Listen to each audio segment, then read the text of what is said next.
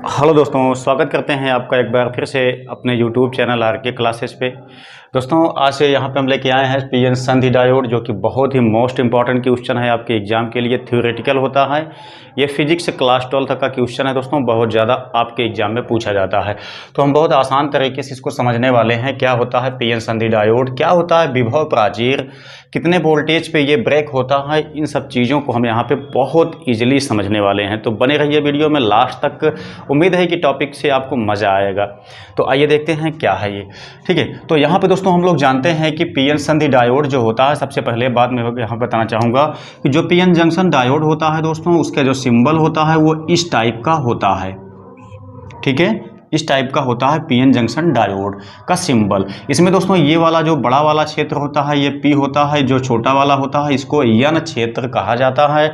अब दोस्तों P type N type जो आपके सेमीकंडक्टर बनाए जाते हैं, उसमें दोस्तों आपने पढ़ा होगा कि जो पी टाइप का आपका सेमीकंडक्टर होता है, इसमें कोटर जो होता है वो बहुत ज़्यादा मात्रा में पाए जाते हैं, वही आवेश वाहक कहलाते हैं। ठीक है, वो कौन से आवेश वाहक होते हैं? वो बहुसंख्यक आवेश वाहक होते हैं। कौन से? कोटर जो होते हैं। जो दोस्तों यहाँ पे एन क्षेत्र बनता है, यानी कि जो एन टाइप आपका अर्धचालक बनता है, बनाते समय आपको बताया गया था कि ये दोस्तों जब ये बनता है तो इसमें इलेक्ट्रॉनों की संख्या बहुत ज़्यादा उपस्थित होती है।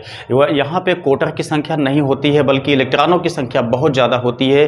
तो इसमें जो मेजॉरिटी वाहक होते हैं, मतलब जो बहुसंख्यक आवेश वाहक होते हैं, वो दोस्तों इलेक्ट्रॉन होते हैं। ठीक है, और जो आपके अल्पसंख्यक आवेश वाहक होते हैं वो कोटर होते हैं। इतना बात आप अच्छे से समझ लीजिए। अब दोस्तों क्या होता है पीएन जंक्शन डायोड, क्या इसका वर्क होता है, थोड़ा सा इस पर भी बात हम लोग कर लेते हैं।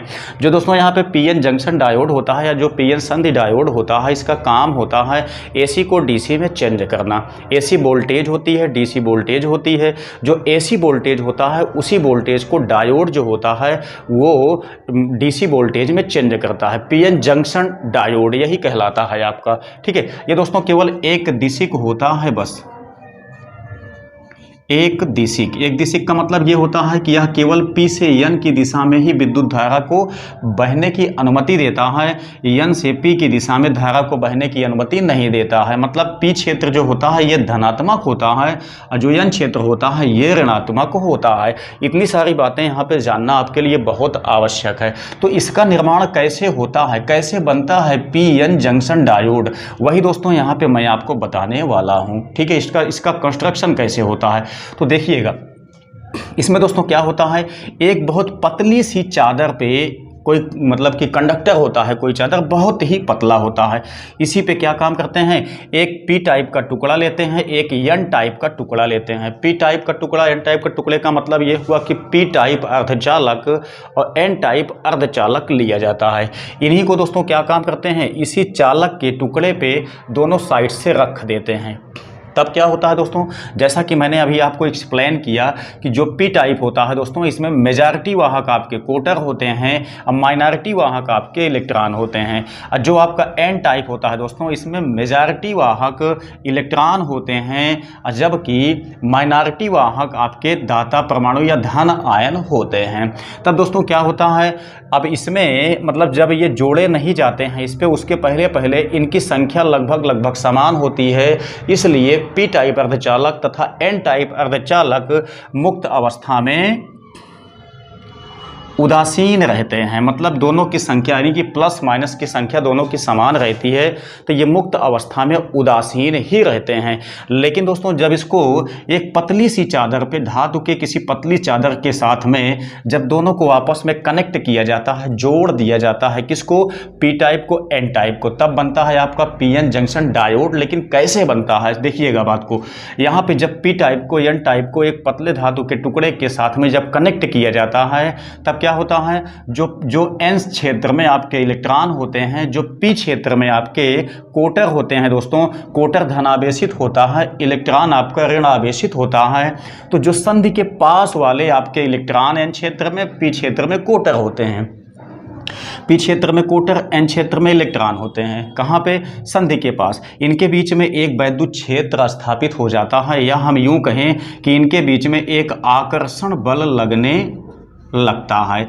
इसी आकर्षण बल के प्रभाव में दोस्तों क्या होता है कि जो आपके यहाँ जो आपके पी क्षेत्र में कोटर होते हैं, एन क्षेत्र में इलेक्ट्रॉन होते हैं, ये आपस में उदासीन होने लगते हैं। मतलब ये आपस में मिल मिल करके उदासीन होने लगते हैं। तो क्या होता है कि जो बीचों बीच की परत होती है उसके समीप दोनों साइड में काफ़ी दूर के एरिया में ये जो इलेक्ट्रॉन और कोटर होते हैं ये आपस में मिलकर के उदासीन होते चले जाते हैं। ठीक है, तो क्या होता है जब उदासीन होते चले जाते हैं तो इनके बीच में एक निश्चित एरिया बन जाता है, एक निश्चित क्षेत्र बन जाता है जहां पे कि मेजॉरिटी वाहकों की संख्या लगभग समाप्त हो जाती है।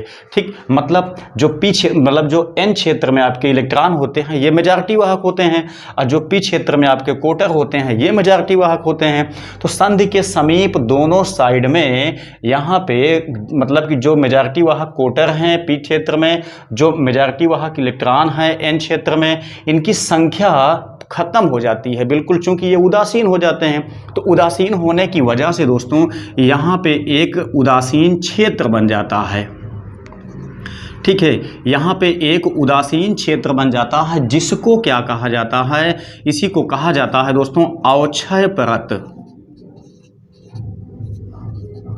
इसी को कहते हैं अवक्षय परत। अब दोस्तों ये इतनी तगड़ी हो जाती है अवक्षय परत कि एन क्षेत्र के शेष स्थानों के इलेक्ट्रॉन और पी क्षेत्र के शेष स्थानों के जो कोटर होते हैं इनके बीच में अट्रैक्शन फोर्स लगभग खत्म हो जाता है। मतलब आकर्षण बल लगभग समाप्त हो जाता है, इसलिए ये आपस में पास में नहीं आ पाते हैं, नहीं तो ये भी मिलकर के उदासीन हो जाए। ठीक है, तो मतलब कि केवल कुछ ही दूर तक ये आपका उदासीन क्षेत्र बन जाता है, बाकी सब जगह तक का नहीं बनता है। तो जितने क्षेत्र तक उदासीन क्षेत्र बन जाता है उसे कहा जाता है अवक्षय परत। अब दोस्तों यहाँ ऐसा हो जाने के बाद एक संधि डायोड आपका बनके कंप्लीट हो जाता है। ठीक है, इस तरीके से दोनों को यहाँ पे कनेक्ट कर देते हैं तो आपकी जो डिवाइस बनके आती है उसी को कहा जाता है पीएन जंक्शन डायोड या पीएन संधि डायोड। ठीक है, अब दोस्तों क्या होता है अगर इस संधि को तोड़ना है तब हमको क्या काम करना पड़ेगा, इस संधि को तोड़ने के लिए हमको इसको बाह्य वोल्टेज से जोड़ना पड़ेगा। बाह्य वोल्टेज से जोड़ने के लिए दोस्तों यहाँ पे जो आपका क्षेत्र बना हुआ है जिसको मैंने कहा कि इसको अवक्षय परत कहा जाता है, इसको तोड़ने के लिए जितना वोल्टेज की आवश्यकता पड़ती है उसे कहा जाता है विभव प्राचीर। ठीक है, जितना वोल्टेज की आवश्यकता पड़ती है उसको कहा जाता है विभव प्राचीर। अब दोस्तों ये डिपेंड करता है विभव प्राचीर कि आपका जो ये आपका P type N type material बना हुआ था वो किस अर्धचालक का बना हुआ था। हम लोग जानते हैं कि इसको बनाने के लिए दो टाइप के अर्धचालकों का उपयोग किया जाता है, या तो जर्मेनियम या तो सिलिकॉन। ठीक है, जब ये जर्मेनियम का बना हुआ होगा दोस्तों तो ऐसी सिचुएशन में इसके अवक्षय को तोड़ने के लिए 0.7 वोल्ट की आवश्यकता पड़ती है। ठीक है, जब ये परत आपकी एन क्षेत्र पी क्षेत्र आपका जो परतें हैं एन टाइप पी टाइप की अगर ये जर्मेनियम की बनाई गई हैं तब इस जो परत यहाँ पे बनी हुई है इसको तोड़ने के लिए हमें 0.7 वोल्ट की आवश्यकता पड़ेगी। तथा जब ये सिलिकॉन के बने होंगे तब इनको तोड़ने के लिए दोस्तों 0.3 वोल्ट वोल्टेज की आवश्यकता हमें पड़ती है। मतलब ये हुआ कि जब हम यहाँ इसको सप्लाई लाइन से जोड़ देंगे, जर्मेनियम की परत बनी हुई है, तब अगर हम 0.7 वोल्ट यहाँ सप्लाई लाइन दे देते हैं तब ये जो आपकी अवक्षय परत बनी हुई है ये विखंडित हो जाएगी, पुनः इलेक्ट्रॉन का आना जाना इसमें होने लगेगा।